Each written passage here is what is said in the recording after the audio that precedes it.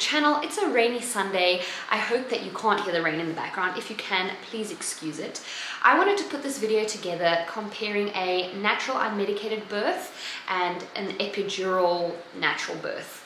Well, epidural vaginal birth. Can I say that? Is that the right word? I hope so. Because when I was pregnant, I couldn't really find any videos where like anybody talked about their experience having had both. I think there were a couple, but there really wasn't that much out there. So I thought I'd put this video together and I hope that it's helpful for you guys. I'm going to be comparing my experiences. I have had a natural unmedicated birth, and I've also had with my son, my second birth was with an epidural. So I wanted to kind of compare the two. I made some notes. And I hope this is going to be helpful for you in some way if you're going into having a child or wanting to sort of know what to expect. I didn't really go in with a birth plan, so if I can give you a tip, go in with a rough birth plan, but don't be like 100% set on it, saying like, I'm not going to get an epidural, I want to do everything natural, or I'm going to get an epidural, or I don't want to have a C-section, or I want to have a C-section, or go in with a rough plan, but don't have your heart and your mind completely set on only one way. Because oftentimes we go in into the experience to have our child and it doesn't always go according to plan, and that can like really make you feel like guilty or just kind of disappointed. I definitely had that. I felt guilty about my option with an epidural at the beginning, and I just felt like I didn't really know. Yeah, it just wasn't how I had planned it to go. But I feel like I had my heart set on one way. I wanted it to be the same as the first time, and it just wasn't like that. So go in with a rough plan. Long intro. So I didn't really know what to expect with my natural birth. I had no clue. I didn't really prepare or plan, go in with any sort of a birthing plan. My water's broken, I rocked up and I was like, there we go, and I had no clue what to expect. It was my first child. It was so painful, you guys. I actually thought I was gonna die. I did make a video about it. I think it'll pop up here or there, so you can have a look at that if you'd like. It was really a hard experience for me. I feel like just the hospital in general, I didn't have a good experience with them, but the labor was really fast. I think it was like 7 hours or something like that. I could be mistaken, something along those lines. It was really fast.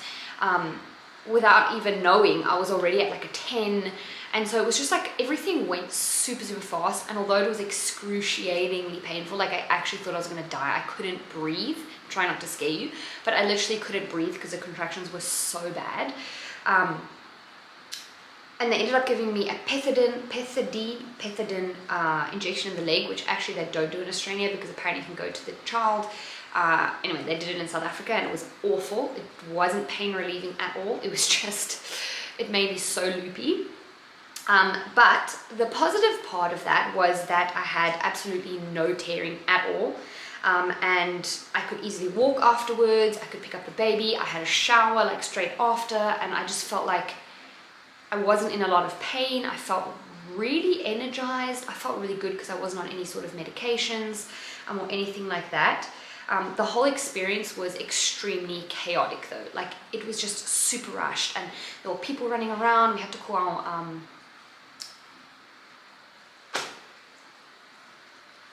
what's it called? Oh yeah, we had to call our gynecologist. It was like 1 a.m. She got there like 2 seconds before I was giving birth. Like it was so crazy. All of it felt really rushed and really stressful. But looking back on the experience, I'm glad it went the way it did because my recovery afterwards was really quick. Like the next day I was up and walking. I felt really good. I had no tearing, and I think that was like a huge benefit because I could just experience having a baby without being in a lot of pain. And now comparing that to my second birth in Australia in 2020, I did end up getting an epidural because I was actually induced, and the pain of the contractions after being induced was so intense. You can watch my video explaining it. I'm not going to go into full detail, but I just couldn't handle it, and so I literally cried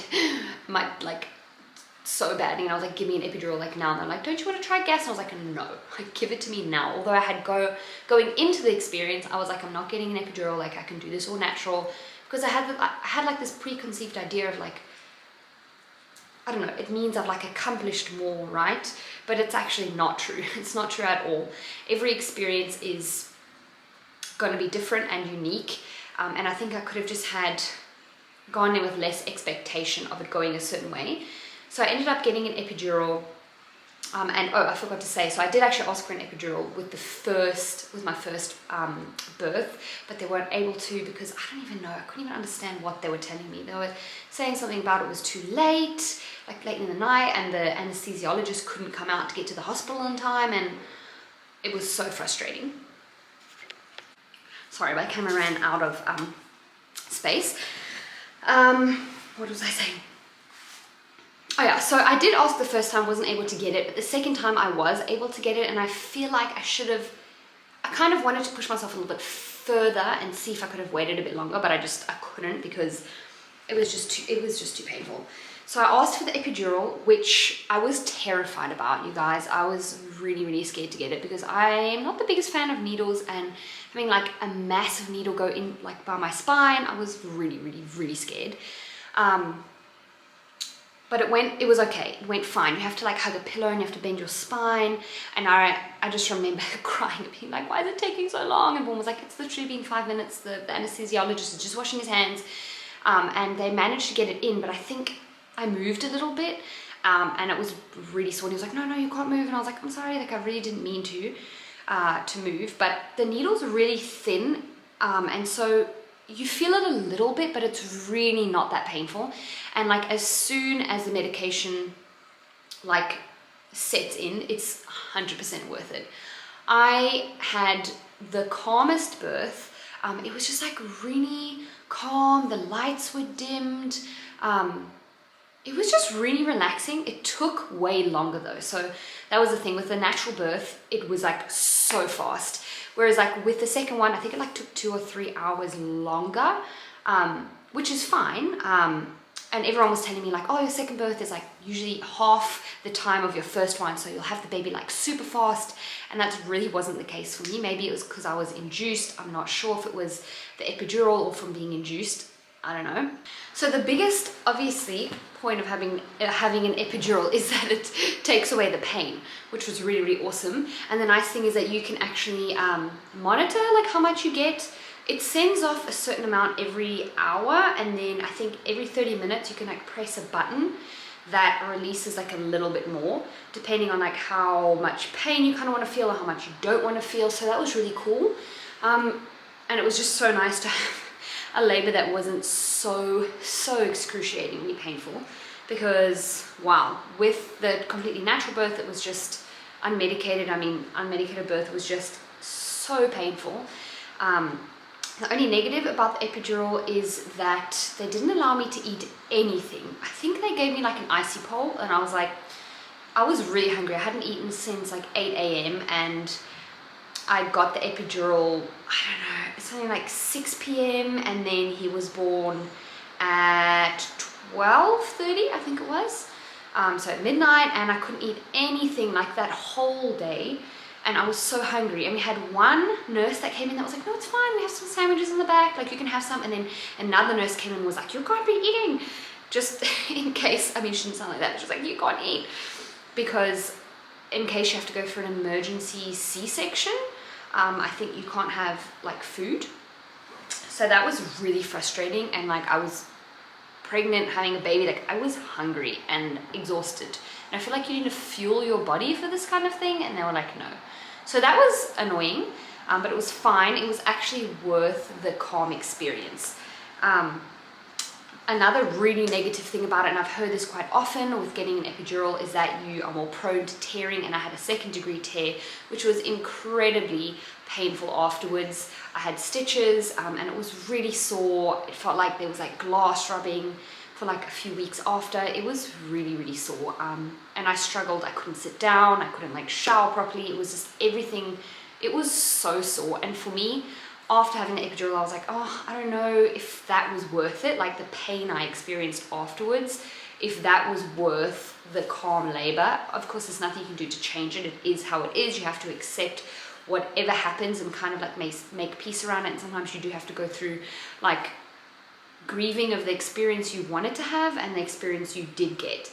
But for me, it was actually a really positive experience having the epidural. I feel like overall, that was a lot more pleasant and enjoyable and calm than it was not having it and just having an unmedicated birth, which was excruciatingly painful. But the difference was the recovery afterwards. Without having any medication, it was a totally different scenario. I was like, why do people complain after having birth? This was so easy. I'm not in pain at all. And then compared to when I did have the epidural, obviously because of the tearing, I was in such excruciating pain. And that was really hard because it lasted like a couple of weeks afterwards. It was just really painful. And so, yeah, those were my two experiences having both. If you have the option to choose which one, maybe this will give you a little bit more insight into like what you can expect, sort of the recovery afterwards and all of that. Another thing I want to say with the epidural was that my back was really, really sore, which I didn't have afterwards. It was like bruised around it, like around where the needle was in. I also struggled to like bend like right in the middle of my spine. I still sometimes get a sensitivity there, and I feel like even a year, I'm now, obviously I had my child 18 months ago, and sometimes still I get a little bit of pain in my back. I've increased my muscles a lot. I've been exercising a lot more recently, so I think that's helped with the pain. But sometimes it is actually still a little bit sensitive. And for a while I was like, maybe they damaged something because I moved. And I didn't have any of that same pain after having an unmedicated birth. So that's also something to think about. I wouldn't change the way it went because I feel like the actual experience of being in the hospital and like not having the pain before delivery was just like really, really nice. But yeah, like I said, the recovery was really hard. So those were my experiences. I hope this was insightful for you. Let me know down below what your experience was like having either one of these or both of them, which one you preferred. Yeah, I guess this is all I wanted to say. I hope you guys are having a beautiful day wherever you are watching this video, and I'll see you in the next one. Okay, bye.